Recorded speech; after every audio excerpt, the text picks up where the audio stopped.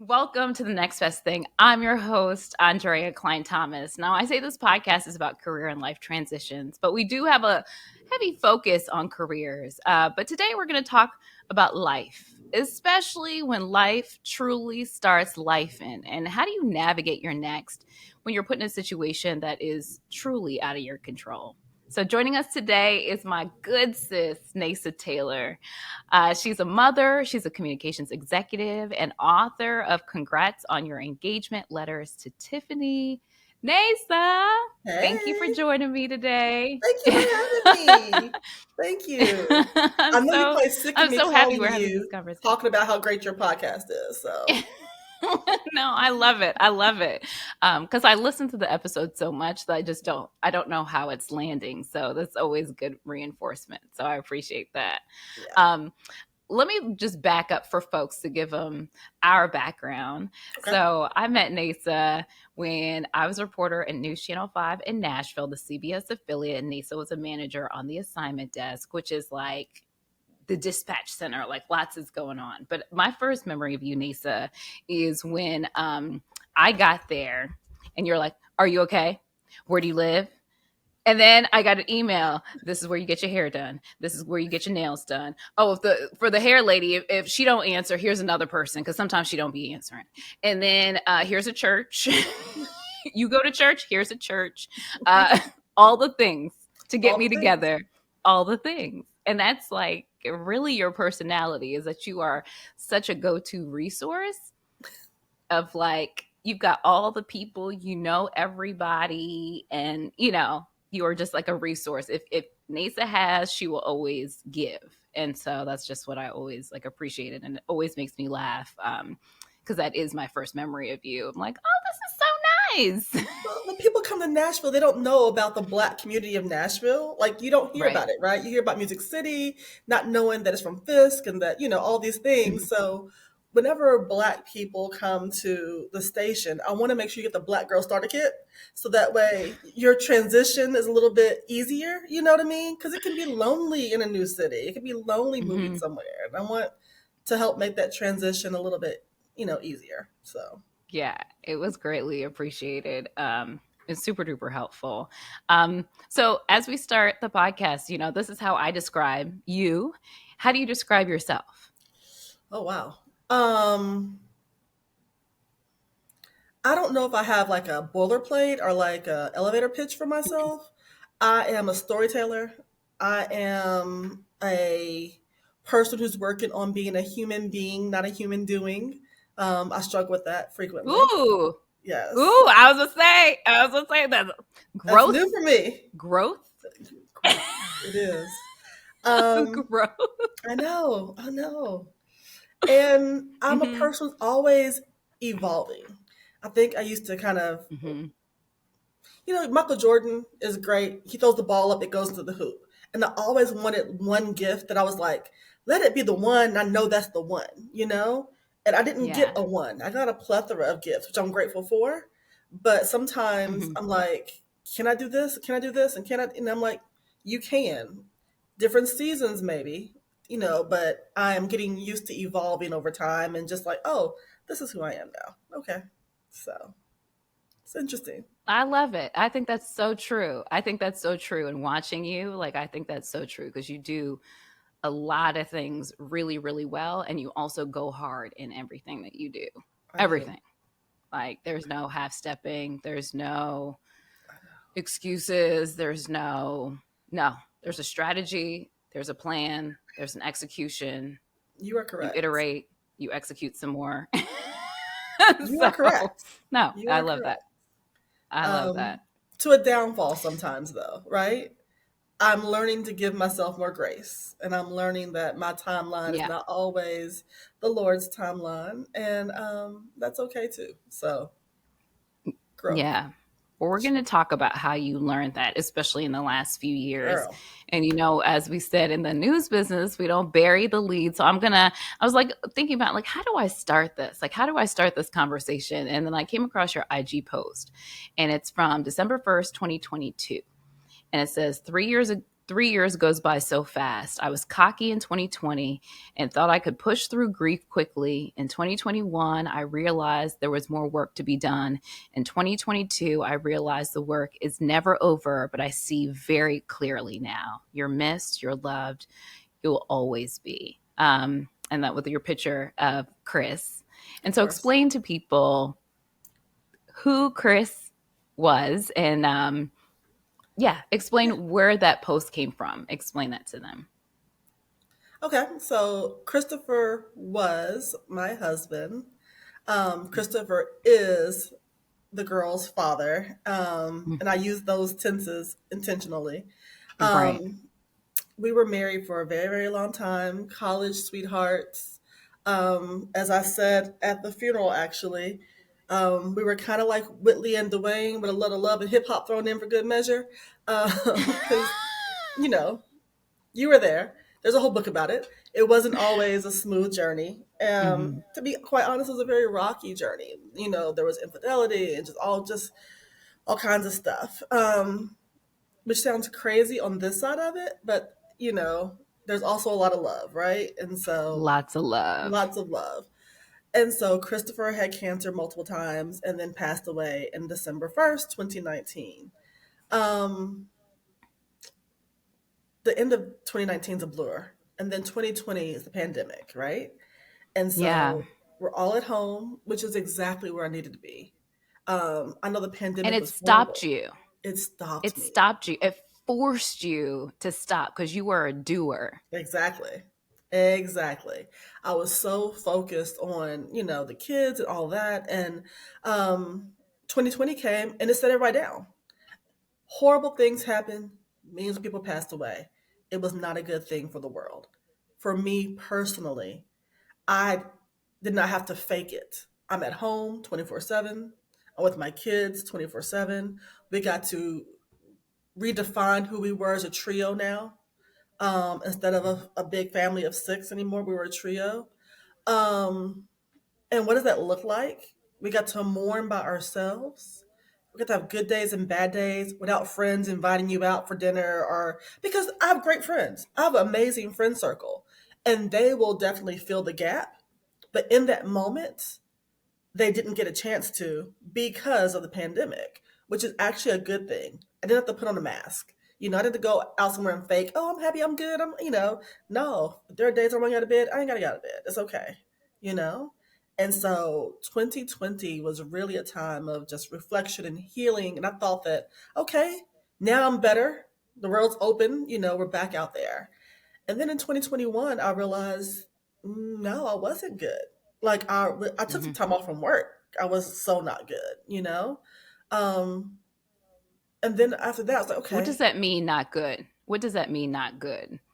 handshaking, panic attacks, can't breathe. Why am I crying? Like it was a whole mess. It was a whole mess. Blood pressure's high as hell. And it took my primary care physician telling me, she was like, either you take the time off and regroup, or your kids go to your funeral too. Well, I can't do that. I'm the only parent they have. I gotta get together. Hmm. And so that's what I did. I took the time off to just really therapy and to sit still and to just process and to not do. Like I went into like I'm gonna do X, Y, and Z every day. And then I was like, I'm not doing any of that. I'm not doing any of that. I'm just I'm gonna sit here and I'm gonna process. And when I got through with that, I was much better, but I was still delusional in thinking that it was over. Hmm. Because it's not over. It's never over. Hmm. Um, there are moments that you'll be going along just fine, and a certain show will trigger me. I was watching Star Trek. Chris and I love Star Trek. The new episode of Picard, and lost it because I knew the Hmm. amount of joy that he and I would have had watching it together. And so for him not to be here to see it, I'm like, damn, you know what I mean? Like, Hmm. and so little things like that happen and it's okay. It's I now know that it's okay. But at first I was so content on 2020 on trying to have it together for my kids, trying to make sure they're okay, trying to make sure, okay, I can handle this house by myself, all those things that just come. And, now I realize things are going to come and it's okay. Yeah, It's it's okay. a, you have a new normal that you're navigating. It's not Exactly. like an ending point. It's really creating a brand new normal for yourself. When you were saying you were processing, I think that can be abstract for people who Yeah. haven't really done the self work, or don't even know where to begin. What does processing look like? Wow. Well, look, nobody knows grief until you're on the front row. I thought I was a good friend. I thought I understood grief. Then I got to the front row, and then I realized, oh, everybody else in this church, once the funeral's over, they move on. I remember thinking after Chris passed away, like, the TV's on. TV still works. Like, and I was surprised that, like, y'all at the grocery store? The grocery store's still open? Like, in my mind, the world shut down. Chris is gone. Mm-hmm. And I was surprised that people are still actually functioning and being, humans. So when I say process, like for me, it was again therapy. It was journaling. It was praying. It was crying. It was asking myself what I want because I've never had to answer that by myself. I went from a dorm room Mm.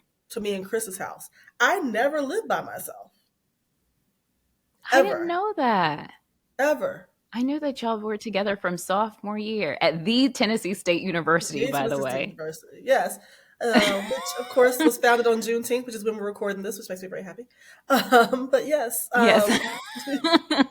but yeah, I had no idea of how to navigate life by myself. And Hmm. so I was really just trying to figure that out. And, you know, it was hard because no one, I've always been coupled. I graduated from college in 97. Chris and I moved in together, and I had my first kid in 99.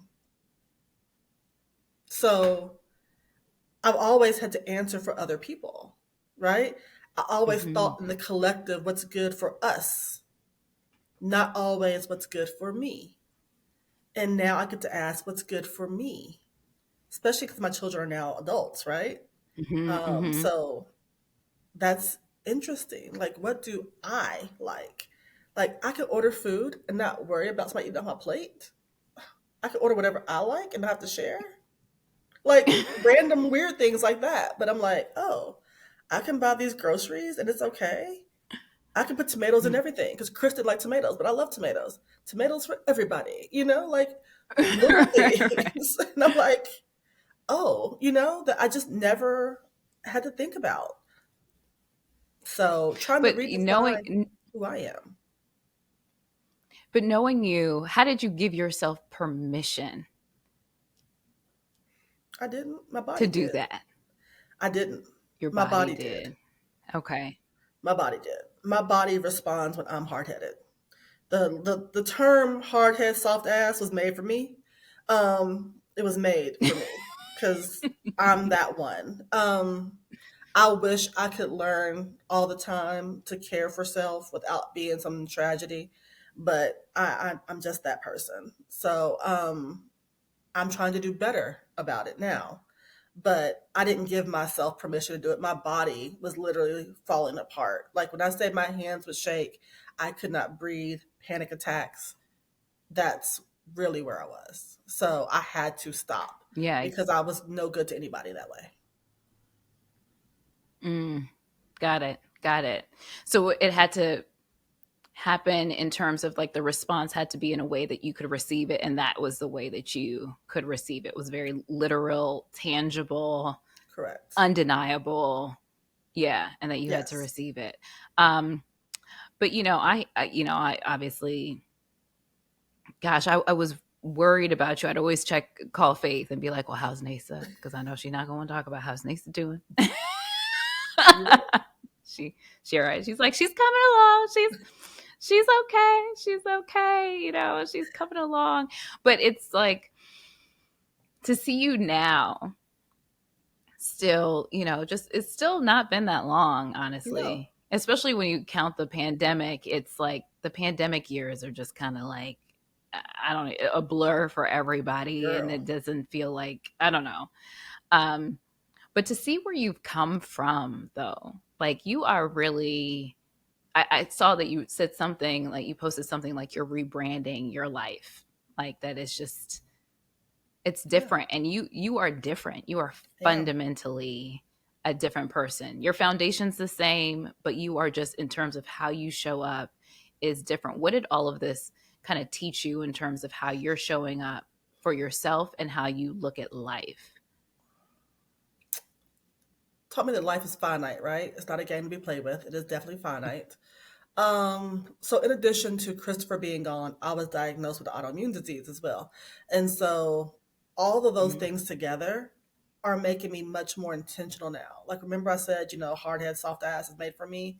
I'm now trying to heed the warning signs in advance. I don't in the past it's always okay, I'm gonna fall out, I'm gonna be in the hospital for about a week, and then I'll get back up and continue on. Now I'm like, woo woo, let's kind of avoid the hospital. Let's learn some lessons here, and let's be Yeah. intentional about rest, and learning and reframing for myself that rest is not laziness, that is actually self care. Because I'm the queen of, Mm-hmm. if I got a free moment, I'm gonna fill it up, right? No, I can't do that all the time. I actually have to physically rest more. Um, so all those things together, but I am a new person and I am learning me. I am discovering me. I am reintroducing myself to the world and being okay with saying exactly what I want and what I need and what I don't want. Um, I'm even okay with being unapologetic about that, and, a little selfish with myself, you know, and I'm okay with Mm-hmm. that. Like, I really am.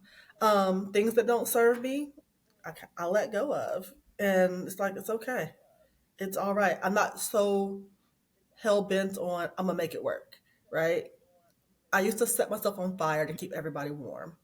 I'm not doing that anymore. Mm. I'm not What doing that surprised you anymore. the most about yourself? How little I knew about myself.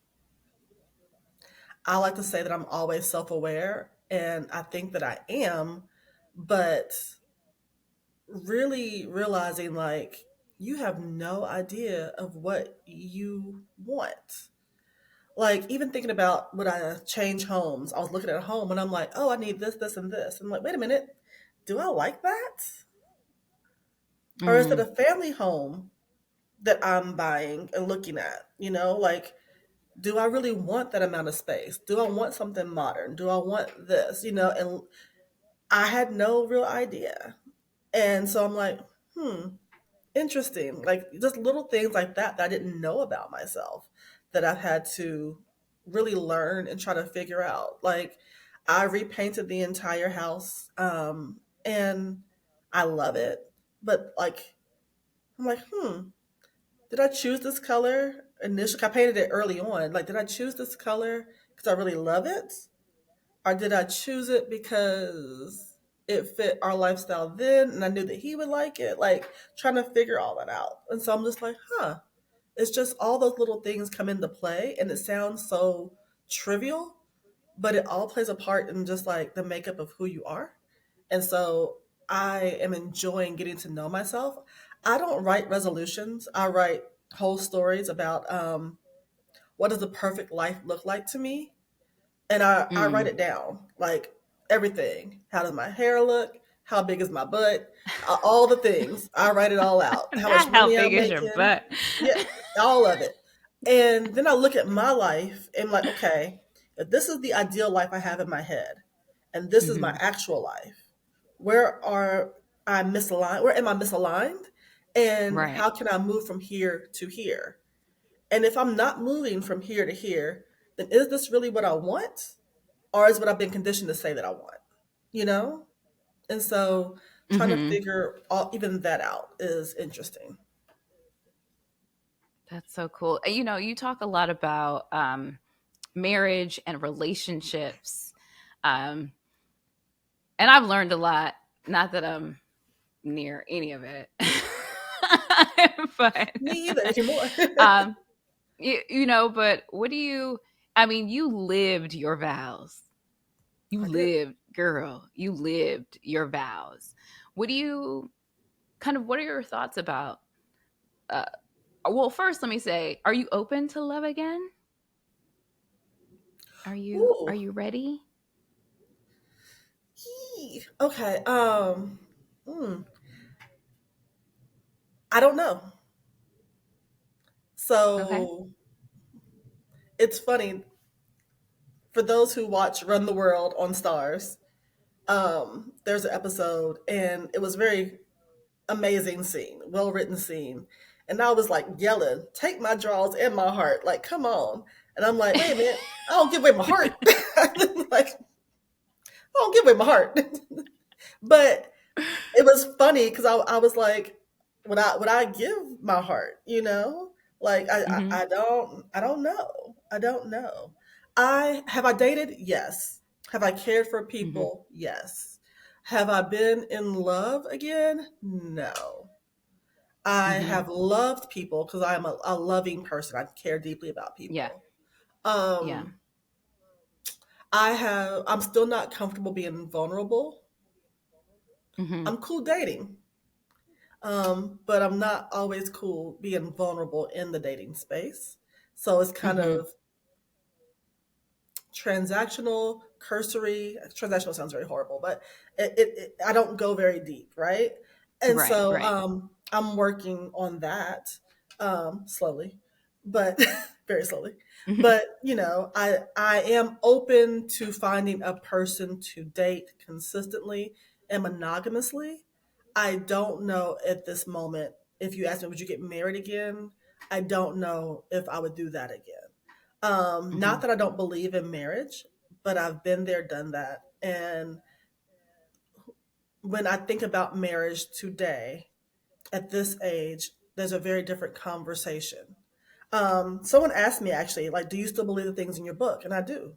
I still Mm-hmm. believe the things in my book. I still believe that you have to define your marriage for yourself. I still believe that, marriage is exactly what you make it. I believe that you have to be self sacrificial and compromise and have great communication and all those things in a marriage.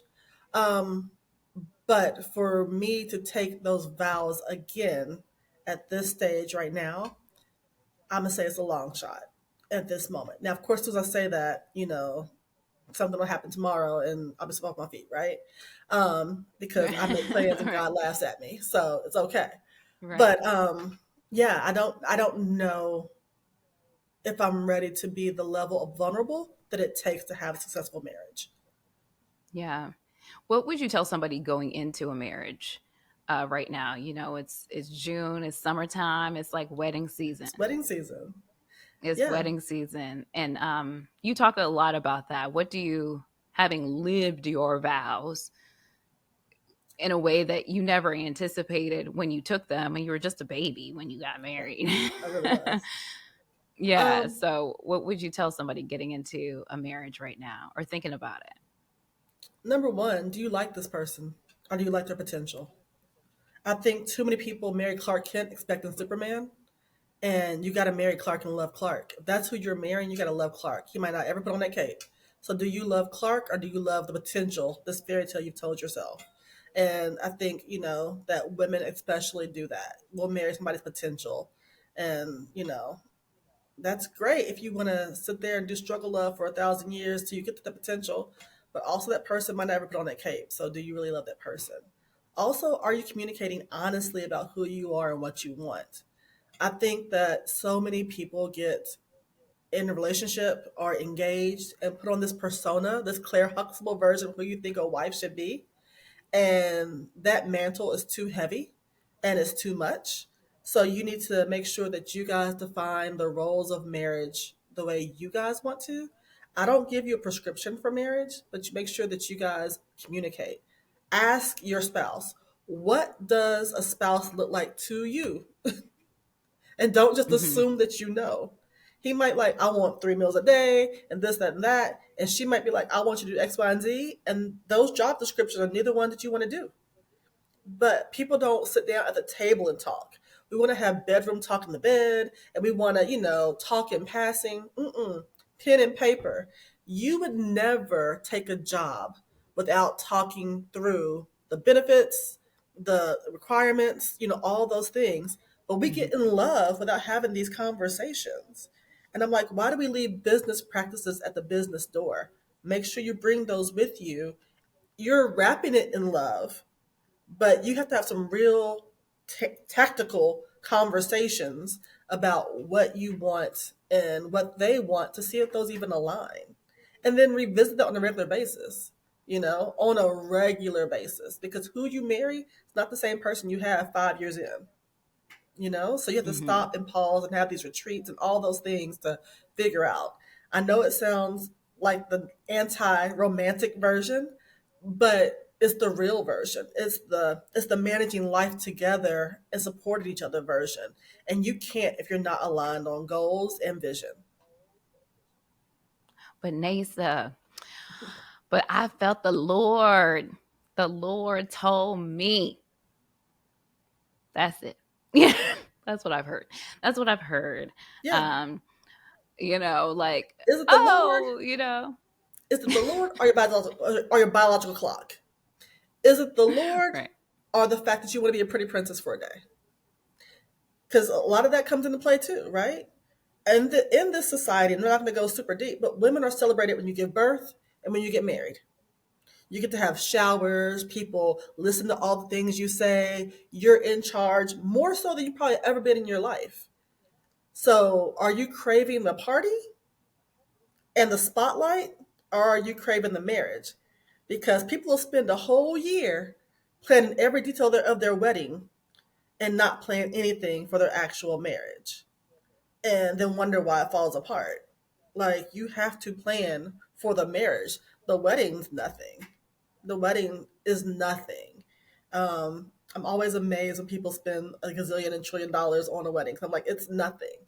It is 4 hours of your time, and you're now paying that off for how long? And you haven't talked to your spouse in weeks about anything other than rose colors? Like, really? You got to plan for Yeah. the marriage, not the wedding. And if the Lord tells you to do something, I'm not here to question people's relationship with the Lord, but I will ask you to make sure that you know the Lord's voice, number one. And number two, the Lord is really good about telling you what to do, but not always showing you the end results. I've had that happen in my life where He told me to do Hmm. something and I did it. And then I was like, I did what you said, so I'm supposed to have X, Y, and Z. And He's like, I never promised you X, Y, or the Z. I told you Oh, to do right. this. You were obedient in that. That was the end of the discussion. I didn't promise you other things on the other side of that. You wanted other things for your obedience. So sometimes you have to be really real about, am I projecting onto the Lord too? Because we do that too. Yeah. And you had a blog post. I did a little research, even I though you're my see. friend. That you were talking about, like, this was before Christopher passed away, like, just that.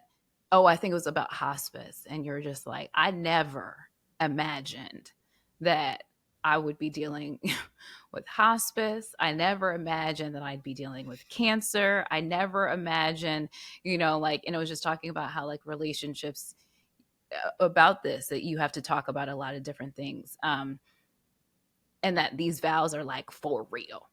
They Or, are. like, what's it like when somebody loses their job, and what's it like when you have to be the primary breadwinner in the family because of sickness, or like, all of those things. What types of conversations did you guys have about, like, how did you know even how to navigate all of that? I Well, guess you don't know, you just have to you figure don't it know. out. You don't know. You figure it out. You call Audible. You get help from people who have navigated the space before. And I Mhm. make a lot of lists and a lot of Google Docs. And that's part of my coping mechanism. Assignment desk manages the chaos, right? You're the calm in the storm. Yes. And that was my role too, as Chris's wife, especially towards the end of his life. Let me navigate the storm. And in addition to that, keep the appropriate parties informed. So there's a Google Doc with all his medical information. It got to the point to where his doctor knew to send me all the stuff in advance of our appointments. I could research them, understand them, and then come with some intelligent questions. Because I don't believe in getting in the room and then just taking whatever you say as law. Let's have a discussion about the best care. Also keeping his parents informed. Chris is from LA. So to keep his parents informed about, everything that's going on. And then managing our two daughters and then my stepsons and trying to navigate even that relationship. So it's a lot of different pieces to the puzzle. And then the finances and then, his care. Here's what I will say. And here's what made it not easy, because none of it was easy. Christopher, his parents, and our children all knew that I was going to do the best job I possibly could for their father.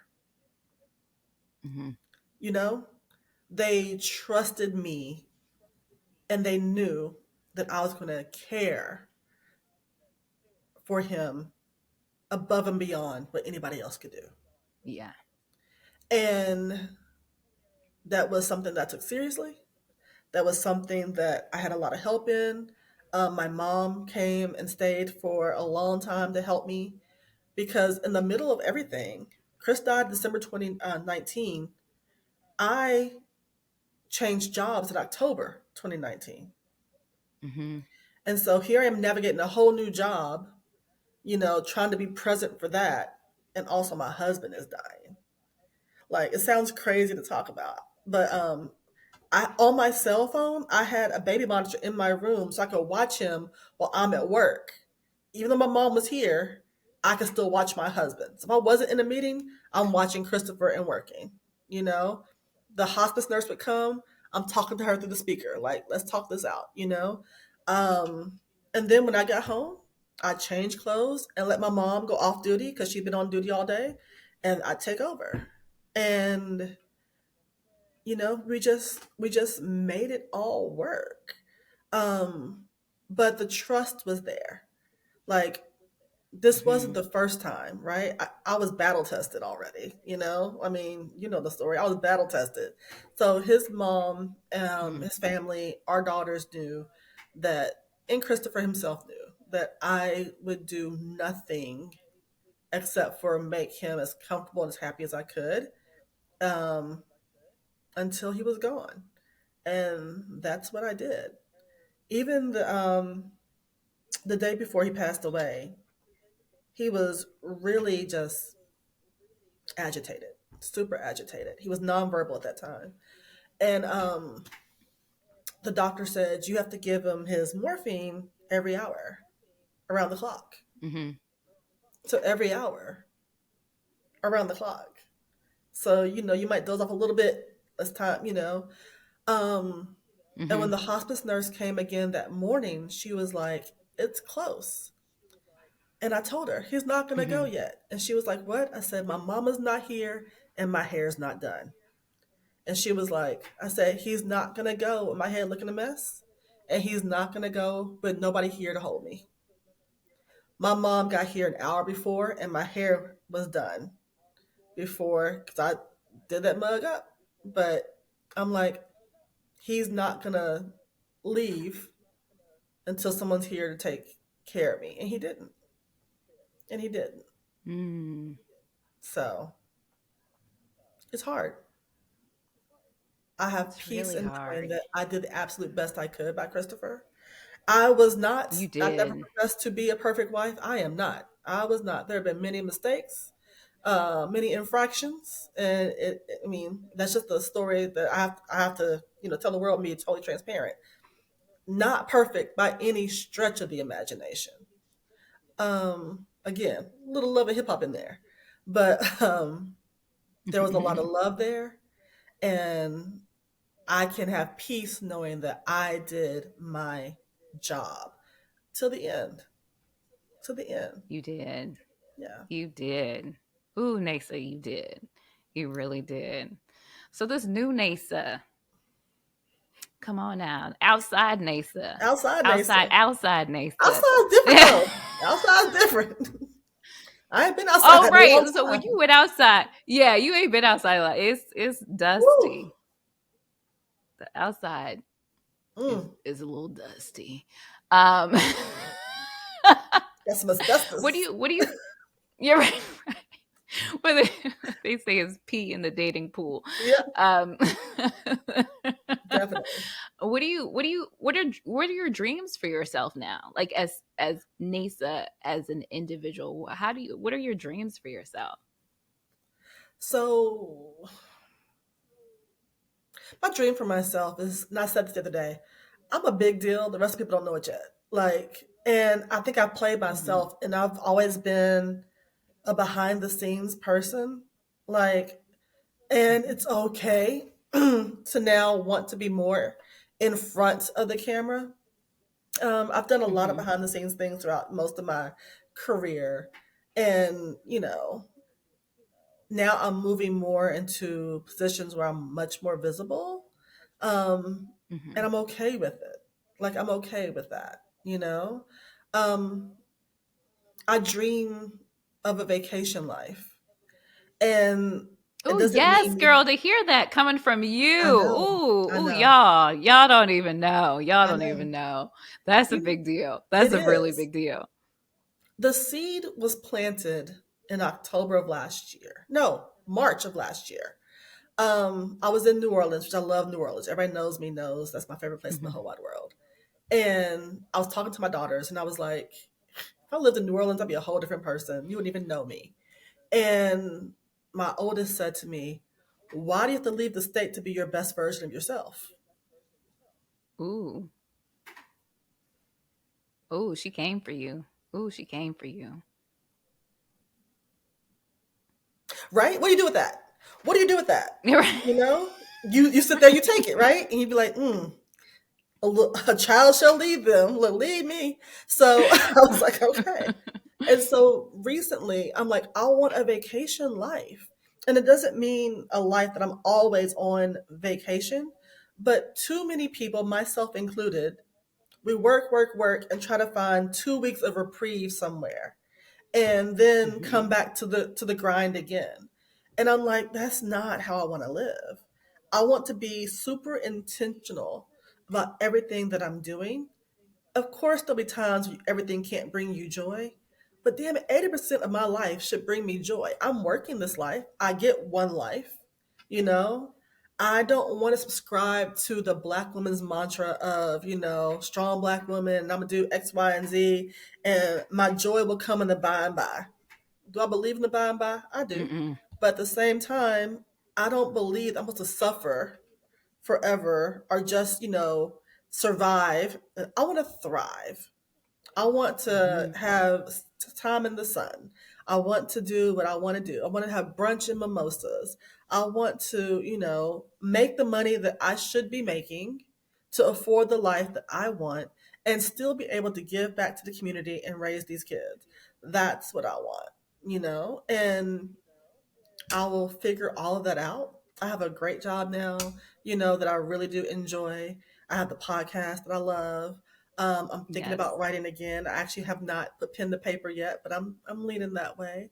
There's just some things that are still Mm. bubbling up inside of me, and I do not want to get to heaven and see my warehouse of blessings and that mug be full. Like, I don't want I that. feel the same way. Let Give me all my stuff right here, right here, because I Right. don't want to get there and be like, well, if you had trusted me, you could have done this. If you had just, mm-mm. And I'm a fail forward every time here.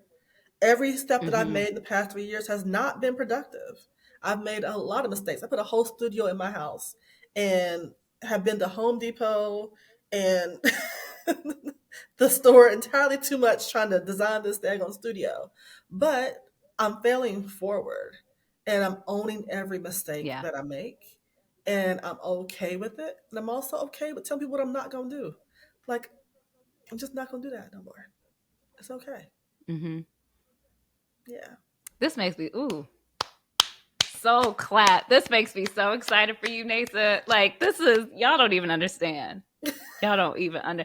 Neysa is a quintess. She's a mama bear to I am. everybody. So for you to like take this moment and do like this is big. I'm so excited. So it segues into our last segment, Act Up, my Yes. initials, and talking to folks about, a lot of folks have dealt with a lot of loss. Might not be loss of a spouse, but just, with COVID and everything, there's just a Of lot of course. loss. Yes. We are not okay. What steps would you give people that they can take today to really get to, I don't know where to get to, but really journey through the process? Number one, give yourself grace. Grief is a book that has many chapters, and you can't skip chapters. You got to read every daggone page, and Mm-hmm. it's annoying, but you have to do it.